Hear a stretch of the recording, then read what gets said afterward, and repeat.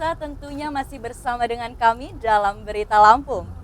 Bagi Anda yang baru saja bergabung, kami akan menyajikan kembali berita utama hari ini.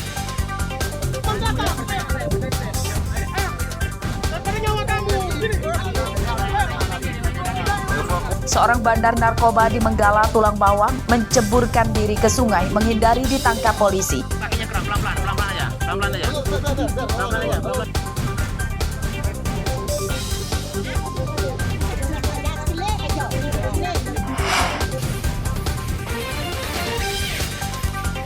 Seorang kepala sekolah di Lampung Utara ditangkap polisi karena mencuri ponsel di rumah duka.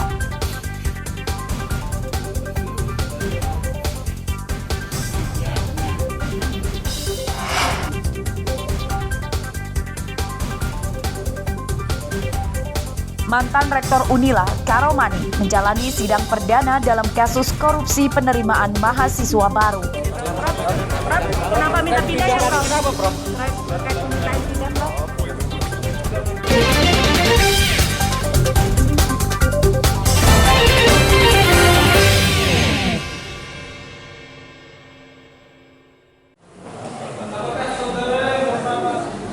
Mantan Rektor Universitas Lampung atau Unila, Karomani, terdakwa kasus suap penerimaan mahasiswa baru Unila, memohon kepada hakim untuk dipindahkan dari Rutan Waihui ke Lapas Rajabasa.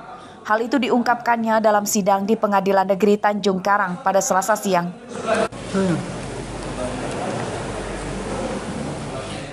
Karomani menyatakan keinginannya untuk pindah itu karena ia tidak nyaman berada dalam ruangan yang sama dengan dua terdakwa lain, yakni mantan Wakil Rektor Unila Bidang Akademik Heriandi dan mantan Ketua Senat Unila M. Basri. Prof, kenapa minta pindah ya, Prof? Kenapa, Prof? Terkait permintaan pindah, Prof?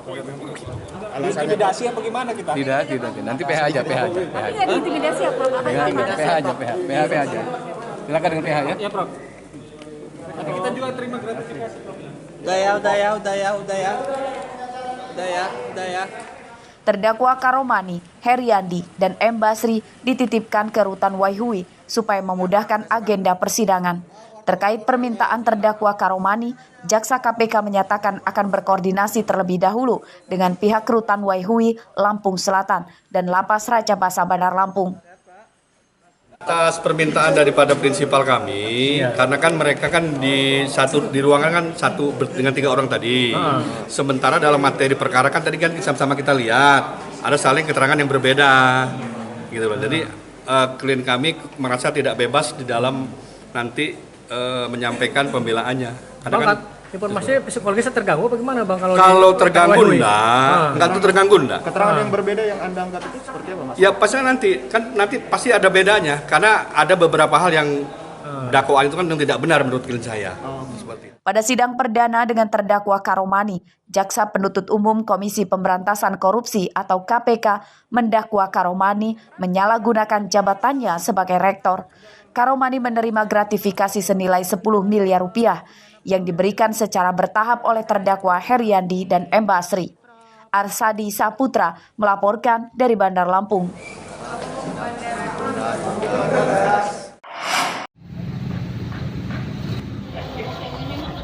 Harga cabai di Bandar Lampung turun, seperti terpantau di Pasar Tugu, Tanjung Karang Timur pada Selasa pagi. Harga cabai turun Rp5.000 hingga Rp10.000 per kilogram. Harga cabai merah kini Rp40.000 per kilogram. Harga cabai caplak Rp70.000, turun Rp5.000 dibanding 2 hari lalu. Rp75.000 per kilogram. Harga cabai rawit masih tinggi. Meski harganya turun Rp10.000 per kilogram, harga cabai rawit masih Rp80.000 per kilogram. Menurut pedagang, pasokan cabai dari agen mulai banyak. Turunnya harga cabai ini diperkirakan karena cuaca buruk mulai reda sehingga banyak petani yang panen. Cabai merahnya dari harga 45 jadi 40 per kilo. Cabai setan jadi 70.000 per kilo dari 75. Sedangkan untuk bawang merah sendiri atau bawang putih ada penurunan nggak, Pak? Harga normal. Tetap normal ya? Ya, bawang putih 24, bawang merah 35 per kilo. Untuk pengunjung sendiri, Pak, gimana, Pak? Alhamdulillah masih lumayan ramai. Kalau cabai merah turun. Itu dari berapa ke berapa? Dari kemarin habis tahun baru itu sempat tinggi sih, sempat 60, sekarang tinggal 35-40. Udah berapa hari turunnya Om itu? Sekitar semingguan. Semingguan. Seminggu berangsur-angsur. Terus kalau untuk cabai yang lain gimana itu? Cabai yang lain, cabai rawit masih biasa. Masih mahal. Berapa itu harganya? Harganya cabai rawit itu 80. Harga telur ayam yang sempat Rp29.000 per kilogram pada pekan lalu, kini juga turun. Harga telur kini Rp27.000 per kilogram. Harga beras, ayam potong, dan daging sapi masih stabil. Jeffrey Arifin melaporkan dari Bandar Lampung.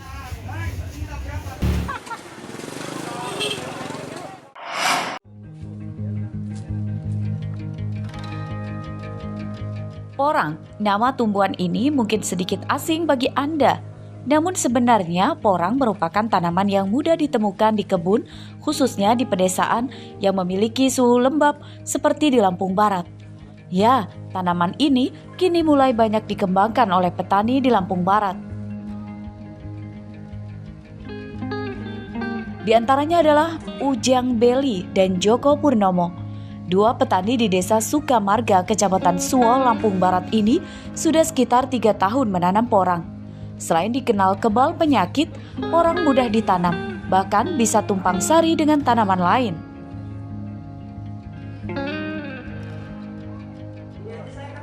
Di tingkat petani, harga porang Rp5.000 hingga Rp12.000 per kilogram.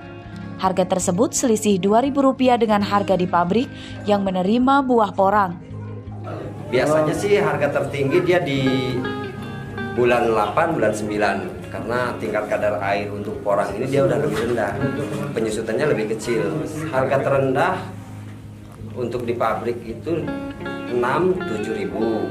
Nah sekarang harga puncak ini dia di 14 ribu. Karena dibanding dengan komoditas yang lain, untuk saat ini itu paling tinggi di porang. Selain perawatannya mudah, tentunya hasilnya juga cukup menjanjikan. Berapa memang sekarang harganya Pak? Untuk saat ini harga umbi per kilonya 12.000. Untuk luas lahan kita sendiri berapa? Kalau di tempat saya ini setengah hektar. Porang atau yang juga dikenal dengan nama iles-iles merupakan tanaman umbi-umbian dari spesies Amorphopalus moelleri. Buah tanaman ini berada di dalam tanah mirip dengan tanaman talas. Manfaat porang untuk bahan baku tepung, kosmetik, penjernih air, dan jeli. Rosandi melaporkan dari Lampung Barat.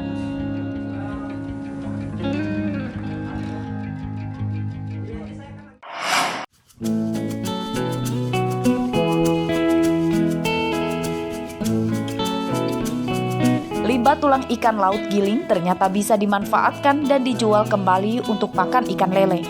Hal itulah yang dilakukan para pengusaha ikan filet di perkampungan nelayan Ujung Bom, Kelurahan Kangkung, Kecamatan Bumi Waras, Bandar Lampung.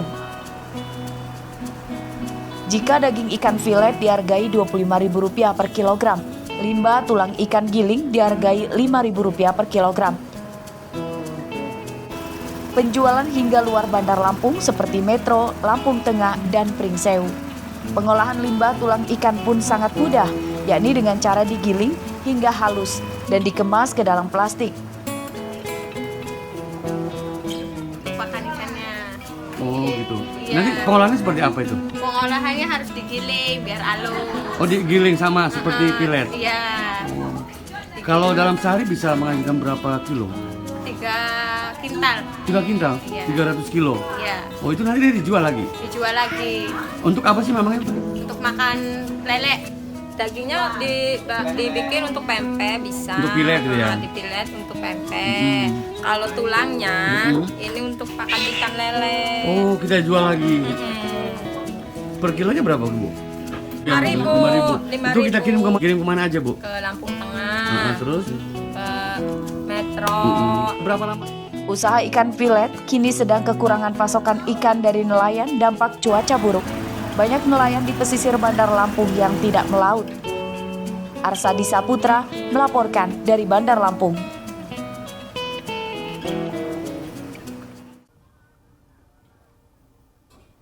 Pemirsa, informasi tadi sekaligus menutup perjumpaan kita pada pagi hari ini. Saya Vika Rana dan seluruh tim redaksi pamit undur diri. Selamat beraktivitas dan sampai jumpa.